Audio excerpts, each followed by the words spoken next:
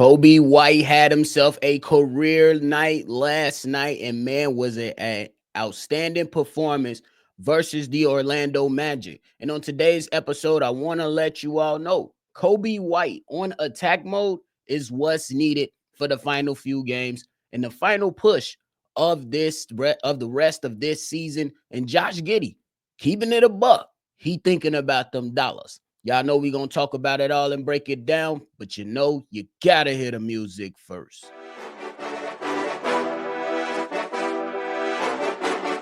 Cognac, gang.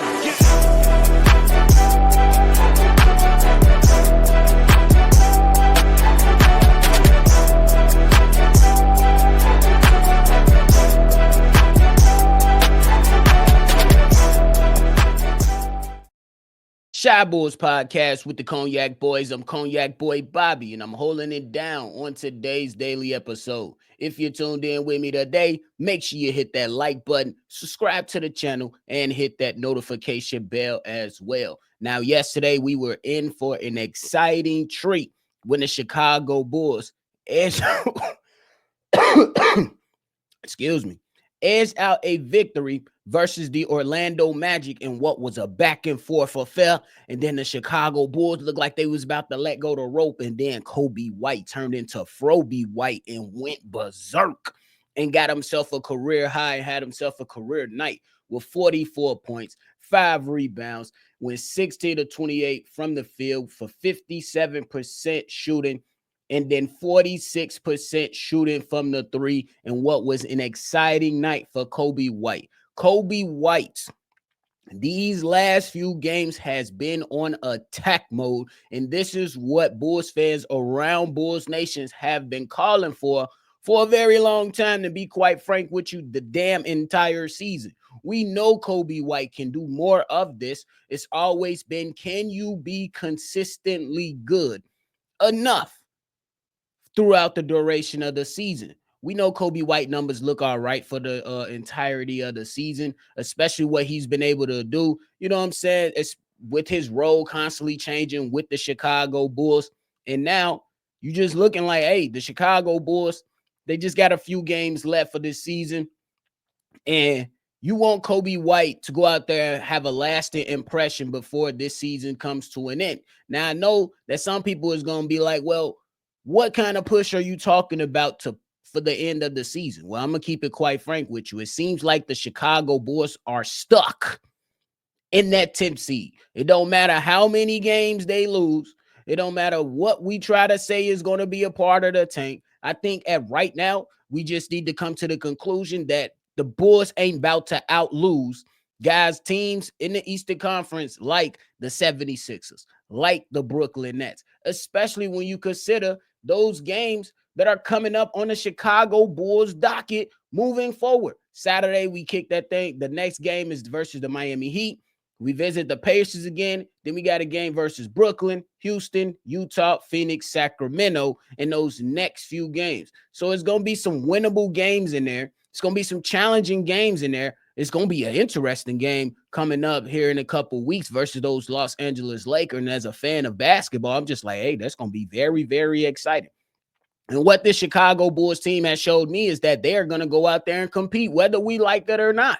So for all my tankers, I'm sorry. It ain't going to be much of a tank coming and moving forward for the Chicago Bulls. I think this young Bulls team, they're playing with some heart. They're showing that they can go out there and compete. These guys, if we keeping it a buck, these guys are professionals, and they playing for some pride. They are playing to change the narrative around their said careers. You know what I'm saying? We got Coby White. A lot of people are not really believers of Coby White like that. Josh Giddey was pretty much thrown on to the wayside and pretty much saying that, hey, you now a bench player, and was brought over here, and there's still people that still saying, hey, I know what Josh Giddey is doing, but that's versus a bad team, et cetera, et cetera. And he still goes out there to continue to ball out. And he even had some impact plays in yesterday's game versus the Orlando Magic. You're talking about guys like Trey Jones, who I was being ridiculous about.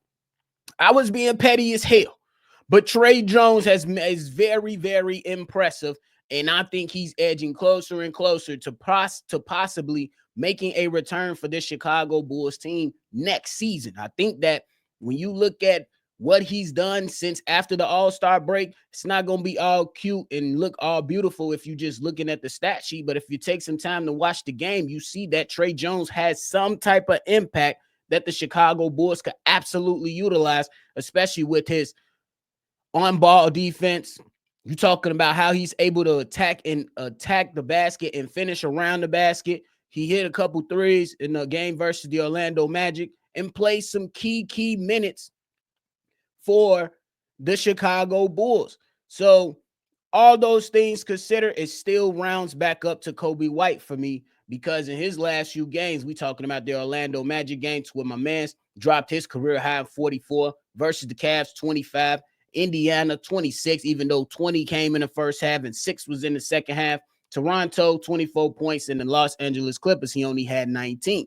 Now, if the Chicago Bulls want to go out there and say that, hey, we gonna push for the play-in, we ain't really trying to, you know what I'm saying, intentionally or purposely lose, we don't have a choice but to get on board with that. We don't have a choice but to get on board with that. Because even in some of those games that the Chicago Bulls lost these last few weeks, we talking about the games against Phoenix, we talking about games against the New York Knicks, games like that, is you see the Chicago Bulls competing to the very end. Yes, we've seen moments to where the Chicago Bulls compete for the first 3 quarters, and then in the fourth quarter or at the end of that third quarter, they kind of let go the rope. But this young team is trying to learn how to finish games. And versus the Orlando Magic, hey, it was some mistakes made. It wasn't all perfect, but they finished the damn game. They finished the damn game. So you got to give kudos and show a little bit of love to the players for the sake of the players. This is what it's going to be for the rest of the season. It's going to be people pounding the table and getting mad every time the Chicago Bulls win. That's okay. That's your prerogative. You fan how you want to fan. And I would say, I've been saying for the last few weeks, if you focus on player development, whether the Bulls win, whether the Bulls lose, you'll be like, okay, it is what it is. As long as we're seeing the players develop. I don't look at a Josh Giddey sticking around a long time or a few more years down the road as a bad thing. I don't look at these opportunities that Montes Buzelis is getting. You know, it's not always perfect for the young fella, but it's opportunities for him. We looking at a center who was traded to the Chicago Bulls and has been filling in pretty damn well in the absence of Nikola Vucevic and Jalen Smith and Zach Collins, who's been impressive to me. Yesterday was not a great showing for our centers in Jalen Smith and Zach Collins, but outside of that, Zach Collins has been impressive to me. He has been active on the defensive side, giving you a little bit something on the offensive side. Is it something that you can see that the Chicago Bulls plan to do for years and years and years down the road? Probably not. But as it stands for right now, you got to show love to how these guys have been playing. Even Kevin Huerter is trying to find his 3-point shot, and he's been hitting them. You know what I'm saying? He's been notching himself in those double-digit point range, giving himself them double-digit games. Even if when he was out there in Sacramento, you ain't see many of those. So that was some question marks for him coming in there.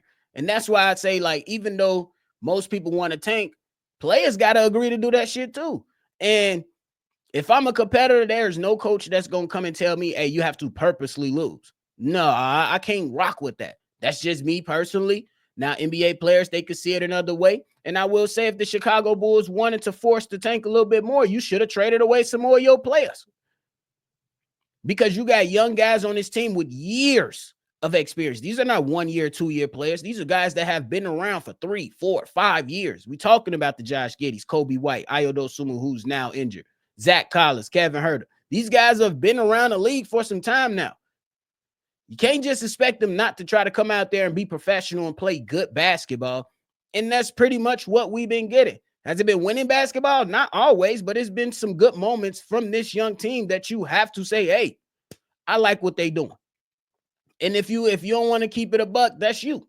But for me, I'm looking at it, I'm saying, hey, these guys are trying to prove themselves. These guys are coming out there being competitors. These guys are going out there competing.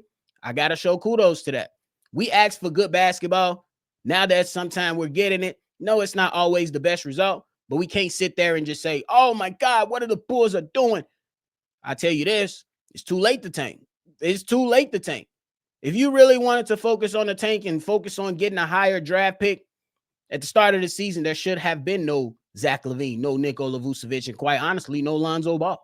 But you could have gotten rid of Lonzo Ball at the trade deadline because it seems like there was some interest there. But you don't come into this season with a guy like Zach LaVine who needed to repair and rebuild up his reputation and say, hey, we gonna tank. Otherwise, you probably would have never gotten rid of Zach LaVine. If I'm being quite frank with you, we know he's too damn good to act like he can't give you a few wins while he was with the team. So you live with it. You say it is what it is. But I do know this. Moving forward, I just want good basketball so I can go ahead and watch. If it comes out and it's a loss at the end of it, just compete. Give me a reason to tune in.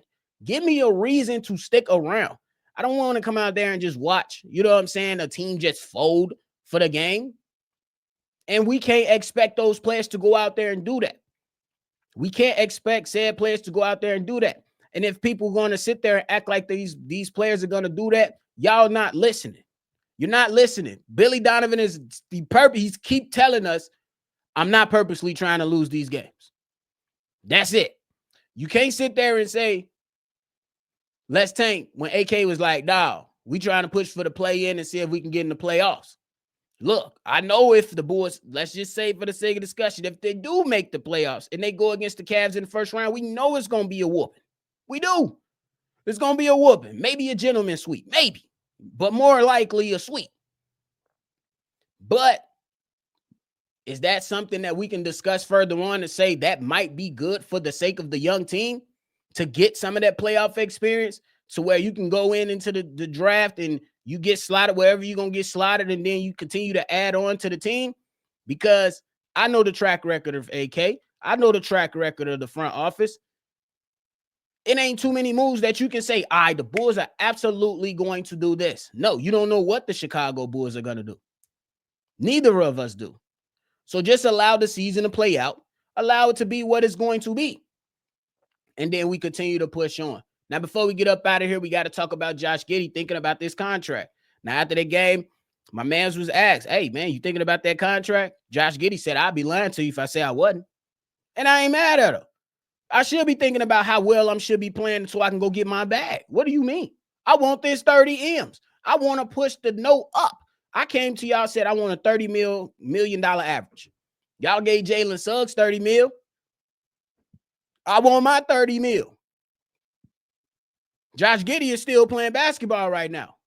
Jalen Suggs is injured. It's not the first injury he's dealt with either. Josh Giddey dealt with his injuries, but for the most part, this season, he's been here. So you got to look at that for what it really is. And I said it as soon as the damn Alex Caruso trade happened.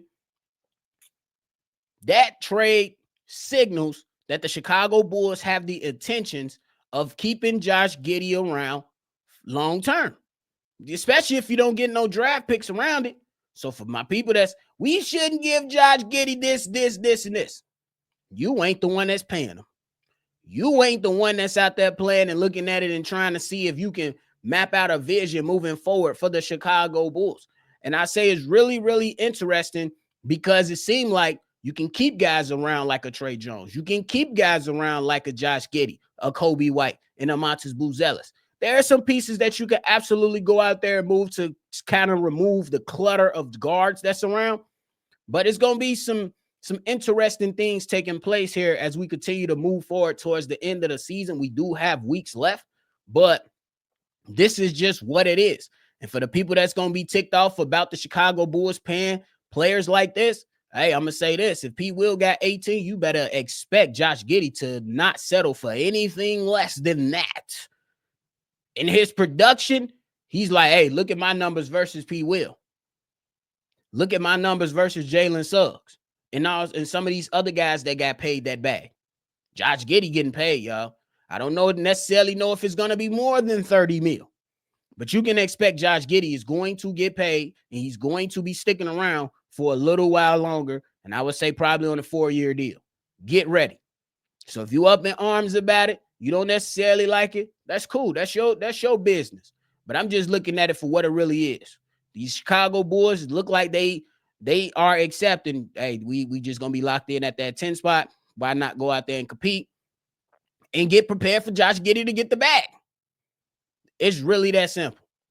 But hey, that is it for me today, ladies and gentlemen. Make sure before y'all roll out, you hit that like button, you subscribe to the channel, and you hit that notification bell as well, man. Let us know everything you're thinking and your thoughts down below so we can chop it up and see what's to it. But I appreciate y'all. Make sure y'all always see red, and y'all already know I'm going to catch y'all on the next one for sure. Cognac.